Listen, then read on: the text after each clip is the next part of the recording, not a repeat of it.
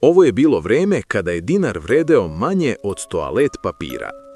Zima 1993. godine donela je jednu od najgorih hiperinflacija u istoriji sveta.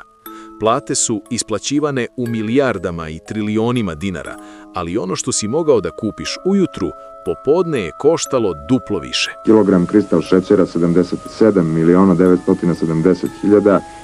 Cene su se udvostručavale na svakih 30 sati, a inflacija je dostigla čak 313 miliona procenata mesečno. Ljudi su trčali u prodavnice čim prime platu i menjali novac za brašno, ulje ili cigarete, jer je roba vredela više od novca. Štednja je nestala preko noći, a razmena robe postala svakodnevica. Hiperinflacija je zaustavljena tek 1994. godine, uvođenjem novog dinara. Za još ovakvih priča posetite srpskipatriota.com i zapratite nas.